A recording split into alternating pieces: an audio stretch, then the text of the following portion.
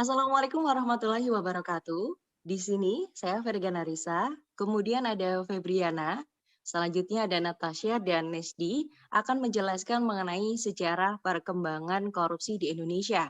Seperti kita tahu, korupsi atau tindakan tidak jujur yang memanfaatkan jabatan atau kekuasaan untuk mendapatkan keuntungan pribadi ataupun bagi orang lain ternyata sudah banyak terjadi di Indonesia.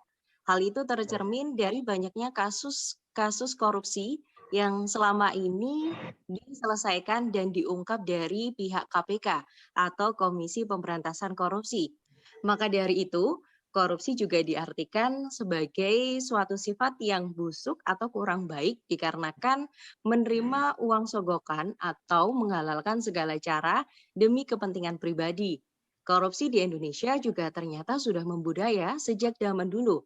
Hal itu tercermin ketika sebelum dan sesudah masa kemerdekaan, di era Orde Lama, Orde Baru, dan berlanjut hingga reformasi bahkan sampai saat ini. Berbagai upaya sebenarnya telah dilakukan untuk memberantas korupsi.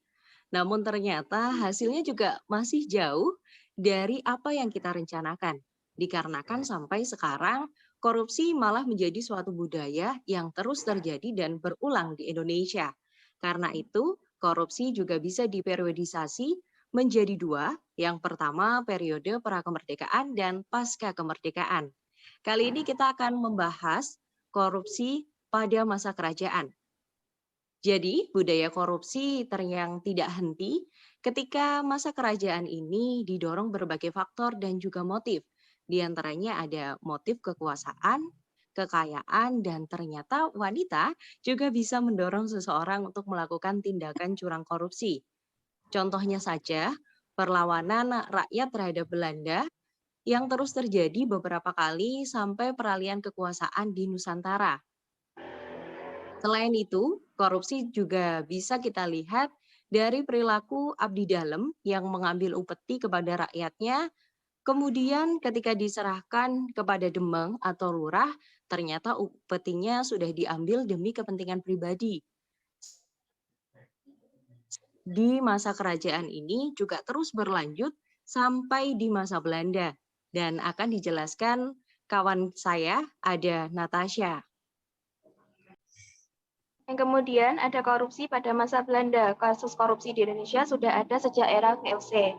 Hal ini terlihat dari laporan VOC tentang korupsi di berbagai daerah yang dilakukan oleh pemerintahan kolonial Belanda.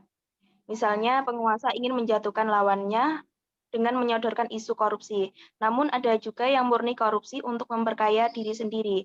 Keterlibatan tuan tanah, orang di pemerintahan dan calon penguasa atau penguasa telah terpola dalam lingkaran korupsi di masa lalu.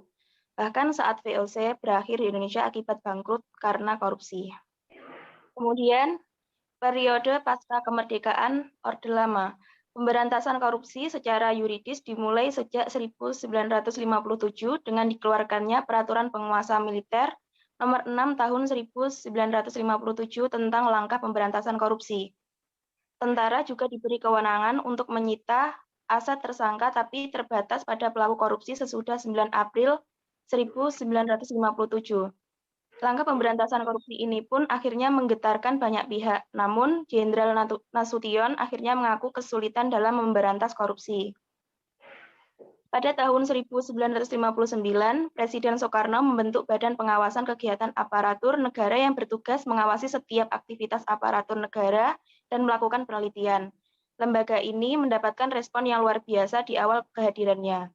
Pada tahun 1960, didirikan lembaga kedua yang bernama Panitia Retooling Aparatur Negara dengan persetujuan Soekarno. Namun, keberadaan dua lembaga ini akhirnya tumpang tindih. Beberapa kemudian dibubarkan pada Mei 1962. Periode pasca kemerdekaan yang Orde Baru. Pemberantasan korupsi pada Orde Baru tidak jauh berbeda dari Orde Lama. Bahkan korupsi tersebut semakin merajalela dan merata hingga ke semua lini kehidupan dan pemerintah. Akhirnya, DPR mengesahkan Undang-Undang Nomor 3 Tahun 1971 tentang pemberantasan tindak pidana korupsi. Orde Baru merupakan rezim yang paling banyak mengeluarkan peraturan karena masa pemerintahannya yang cukup panjang. Namun sayangnya tidak banyak peraturan yang dibuat itu berjalan efektif. Kemudian beberapa peraturan yang terbit pada masa Orde Baru. Yang pertama, GBHN tahun 1973 tentang pembinaan aparatur berwibawa dan bersih dalam pengelolaan negara. Yang kedua, GBHN tahun 1978 tentang kebijakan dan langkah-langkah dalam rangka penertiban aparatur negara dari masalah korupsi, penyalahgunaan wewenang, kebocoran dan pemborosan kekayaan dan keuangan negara, pungutan liar, serta berbagai bentuk penyelewengan lainnya yang menghambat pelaksanaan pembangunan.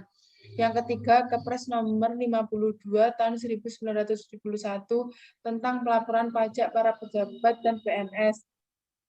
Yang keempat, Inpres nomor 9 tahun 1977 tentang operasi penertiban. Yang kelima, Undang-Undang nomor 3 tahun 1971 tentang tindak pidana korupsi. Yang terakhir, Undang-Undang nomor 11 tahun 1980 tentang tindak pidana suap. Yang selanjutnya diteruskan oleh Nesdi. Oke, selanjutnya saya akan membahas mengenai reformasi. Era reformasi yang lahir dari Gerakan Nasional Penyelamatan Indonesia dari Korupsi, kolusi dan nepotisme diharap dapat menunjukkan keseriusan dalam pemberantasan korupsi. Di era Presiden B.J. Habibie, pemberantasan korupsi dimulai dengan dikeluarkannya UU nomor 28 tahun 1999 tentang penyelenggaraan negara yang bersih dari KKN. Dengan berlandaskan UU ini, dibentuklah sejumlah lembaga anti korupsi seperti Komisi Pengawas Kekayaan Pejabat Negara. Pemerintah era B.J. Habibie juga mengeluarkan UU nomor 31 tahun 1999 tentang pemberantasan tindak pidana korupsi. Namun UU berikut, lembaga-lembaga tersebut belum juga menunjukkan hasil yang signifikan. TGPTK pun dibubarkan pada Agustus tahun 2001. Di era Presiden Megawati Soekarno Putri, berbagai korupsi menguap dan berakhir dengan cerita yang tidak memuaskan masyarakat. Di tengah rendahnya kepercayaan masyarakat terhadap lembaga negara, pemerintahan, Megawati kemudian membentuk Komisi Pemberantasan Tindak Pidana Korupsi melalui UU nomor 30 tahun 2002 tentang Komisi Pemberantasan Tindak Pidana Korupsi.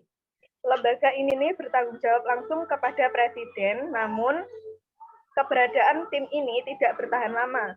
Pertengahan 2007, tim Tas Tipikor dibubarkan. Meski begitu, KPK tetap bekerja, berbagai kasus korupsi besar dan kecil diungkap. Sederet nama pejabat ikut ditangkap akibat kasus korupsi. Contoh kasus korupsi yang terjadi pada saat masa-masa awal kemerdekaan yaitu korupsi minyak. Jaksa Penuntut Umum BAS Tobing mengajukan tuntutan masing-masing 5 tahun penjara kepada Kepala Depo PT Sel Keramasan Kertapati, Palembang, Singgihan Jojo, dan Kepala PN Pertamina Perwakilan Sumsel di Palembang, Jaja Surahman, pada Agustus 1965 silam. Keduanya diduga telah melakukan pemalsuan DO minyak, penjualan minyak pelumas, dan melanggar pasal tindak pidana korupsi.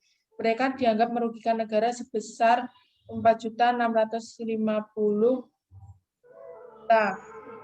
Peristiwa itu terjadi sekitar bulan November 1964. Keduanya mencantumkan harga di atas nota pengangkutan di bawah harga tertinggi. Setelah itu, minyak pelumas dinaikkan 200% dari harga tersebut. Kasus itu bahkan mendapat sorotan dari Jaksa Agung. Sebabnya, perbuatan keduanya terjadi pada saat negara tengah gencar melakukan nasionalisasi aset perusahaan yang di dalamnya terdapat modal asing. Sekian presentasi dari kami.